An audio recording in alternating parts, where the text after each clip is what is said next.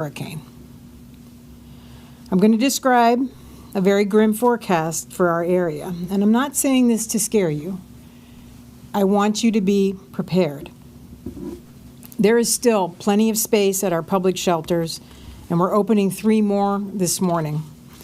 Palm Harbor Middle School in North County, New Heights Elementary School, and Fairmount Park Elementary School, both in St. Petersburg. We have about 8,000 people currently in shelter, and we have capacity for up to 20,000. So please, I implore you, if you live in zones A, B, or C, or in a mobile home, and you don't have friends or family, you don't have any other place to go, these shelters are free. They're pet friendly. You can bring your pets with you.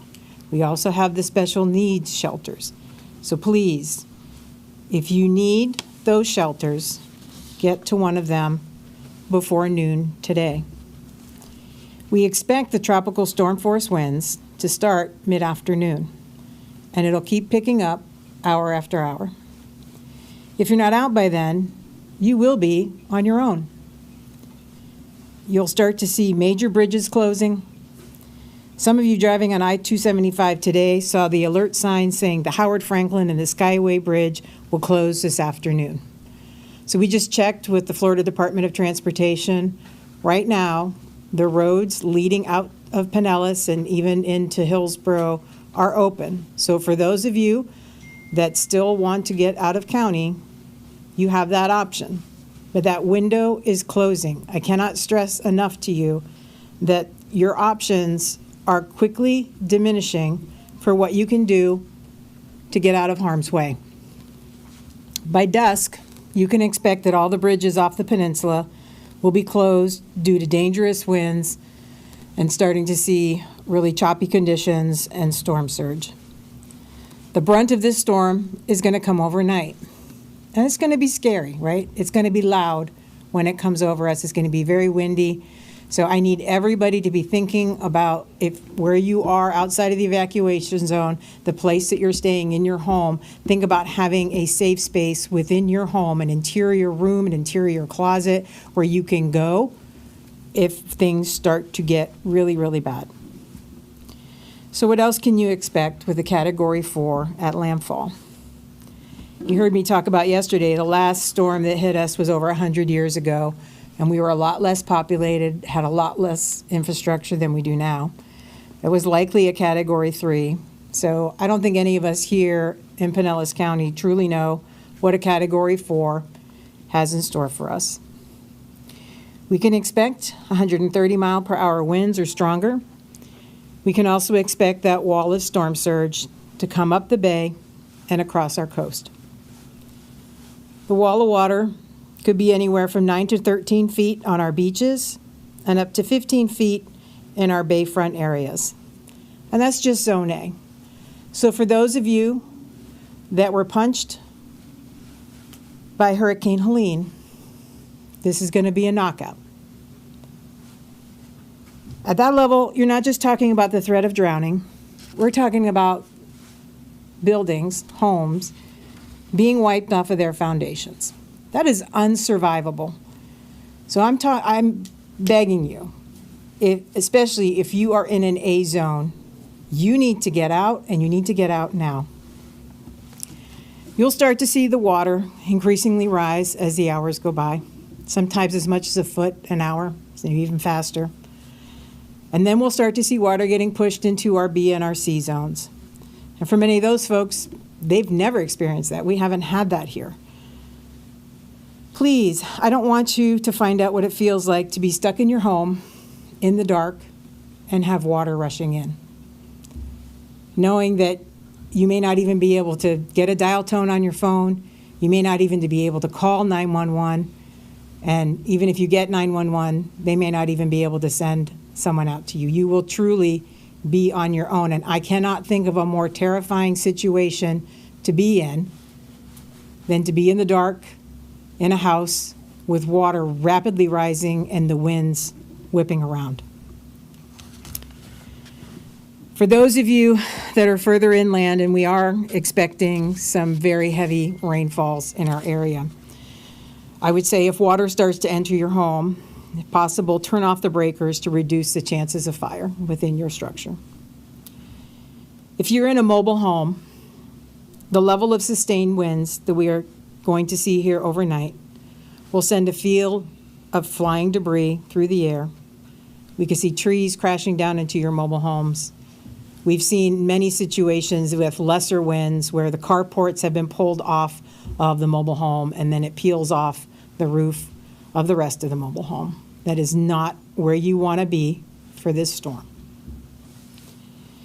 We have heard that most of our mobile home parks have evacuated, but if you're stubbornly hanging out, thinking it's not going to be that bad, I survived the last one, I'm going to be fine in this one, my message to you is that you are not safe and you need to get out now. So let's talk about the rain. So for those of you that were in our inland areas and experienced Debbie, we had some very heavy rains, up to about 16 inches in some areas of our county, and we had severe flooding. Many of us in the southern portion of the county on early September, we had a fluke rainfall in the middle of the afternoon that caused extensive flooding in roadways. And I'm telling you, what we're expecting with this storm is going to be much worse than both of those. Again, that was a slap. This is going to be a punch to the face. With 5 to 12 inches of rain expected and isolated amounts up to 18 inches, our very vulnerable low-lying areas will flood and roads will become impassable. Not only for you, but also for all first responders. There will come a point when first responders get pulled off of the road, whether it's for flooding, for storm surge, or winds. If you decide not to leave now, you're going to be stuck at home, or what's left of your home, for days. The storm surge will push up creeks and into lakes, which then will not allow the rainfall to drain off. So this will cause flooding to communities around our water bodies, including those adjacent to Lake Tarpon and Lake Seminole. No matter where you are, even if you're in a sturdy building outside the evacuation zone, you will experience the power of this storm. I would encourage you, you have some time this morning, so if you think you're going to flood at all, if you can, move your vehicle to higher ground. And I cannot say enough about the electric vehicles. Anything with those lithium-ion batteries needs to be moved out of the surge zones where it could be exposed to salt water. We've seen it. They've exploded. They've caused fires. If it's inside of your home or underneath a condo, we do not need to have building fires in the middle of this because nobody's going to be able to come out and help you. So there are shelters available, and I want to make sure that everybody knows. We have 13 shelters available, and we still have space. I'll tell you that Lealman Innovation is filling up, so if you can, go to another one. We'll be marking that one as full on our website, and you'll start to see that throughout the day as our shelters fill. So please make a plan to get to those shelters. They have food and water there. And the lights will stay on hopefully as long as possible. But this is still a much better option than staying in zones A, B, or C, or in a mobile home. Every one of our shelters is listed on our website at disaster.pinellas.gov, or you can call our County Information Center for shelter information at 727-464-4333. So I know there still may be some people out there that do not have cars and they rely on public transportation. We've been getting a lot of calls from people this morning who unfortunately had not already heeded the warnings and now are panicking. I would highly recommend, if you can, try to get an Uber or a Lyft. If you are a family member outside of the area and you have a loved one in one of our evacuation zones that has not moved, schedule a Lyft for them. I know we've got some stubborn people here in this county, but we got to get everybody out of harm's way. Just know that as the storm gets closer, transportation resources are going to diminish as well. We have to pull the buses off the road. We need to get the drivers to safety. So there is transportation available. We've got that listed on our website. The state is running charter buses from different locations throughout the county, and they will take you to shelters. We have the list there up on the screen, but note that they are only running through about 11 a.m. this morning. So time is ticking. You've heard me say this. Time is the one resource that you cannot get more of. You are running out of time to get out of harm's way. If you're leaving last minute, you want to bring some critical things with you. So, and I want to stress, shelters are a lifeboat. They're not a cruise ship. I'm not going to lie to you. They're not going to be comfortable. They're going to be crowded. You're going to be sitting on the floor next to people you don't know. And hopefully everybody's being as kind as they can, and you're making fast friends, and you're all working together. So as you're packing your bags, keep it simple. All right? This is not a place to bring all of your belongings. Bring your medication, your bedding, your basic toiletries. You can easily gather them together, get your vital documents, and make your way to the shelters now. If you are going to be leaving an evacuation zone that's expected to flood, highly recommend you turn your power off before you leave. We've seen it before. Homes, once they get water above their electrical outlets, or sometimes as the power is being restored and there's been water in the outlets, we have ended up with house fires. Again, pet-friendly shelters, special needs shelters, general population shelters, all free of charge. We will welcome you in. I got to say, we're all exhausted, right? So we've just been doing back-to-back storms. We've had a lot of losses, but our goal now is to reduce the loss of life. Get yourself out of harm's way now. And if not for you, if for the many first responders who've probably said goodbye to their families yesterday or this morning and are now faced with very long days and long hours, we don't want to be plucking people out of the water. And you're going to see acts of heroism today. But please, don't put the first responders in that position. It's been very difficult. And I just want to thank everybody that's been working around the clock, from the city, the state, all of our county departments, everybody here in our Emergency Operations Center. All of us packed up our homes, secured them as much as we could. Some people sent their families far away. Some of our families are sheltering in place here locally. Godspeed to all of us that are in the path of this storm. Please, please, get yourself out of harm's way now. Thank you, Kathy. We will now go ahead and take questions from media in the room. Roger Schulman, Salem Media, Tampa. Go ahead, Roger. I talked to a man in Zone A who thinks he can seal his house up and survive the storm. There seem to be a lot of people who think they can do that. Your thoughts on that? This is unsurvivable. You're not going to be able to stop it. So that's not going to work. Get out. Get out. And Roger, one thing I want to add, with Helene, I had an opportunity to go upstairs and join some of our 911 operators the night of the storm and hear some of the calls that they were getting.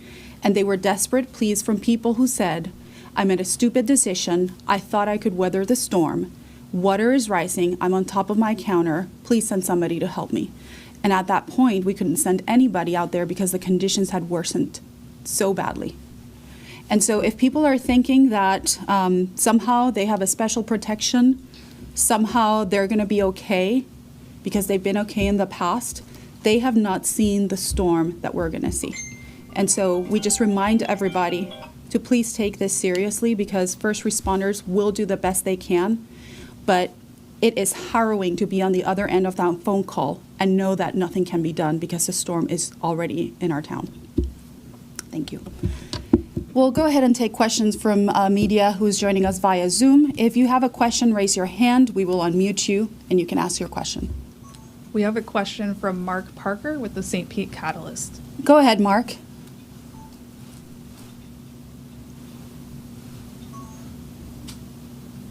Sorry, there we go.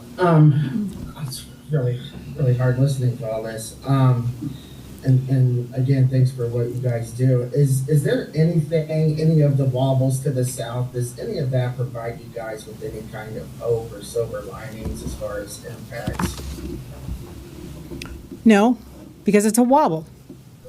So it wobbles to the south, equally wobble to the north. We are not far, right? So I've been watching the wind probabilities between Venice and Tampa, and we've been like racehorses. We've been neck and neck, right? I'll tell you, I started my career after Hurricane Andrew. Hurricane Andrew was forecast to come in at the Miami-Dade Broward line. It came in 30 miles south of that into Homestead.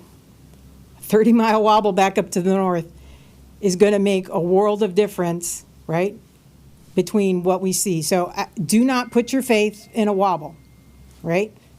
At this point in time, everybody in Tampa Bay should consider that we are going to be ground zero, and you need to take action. You need to move out of zones A, B, C, and out of those mobile homes, get into safe locations as soon as possible. Thanks, everyone. Thank you, Mark. Do we have any other questions? No other questions on Zoom. Thanks, everybody.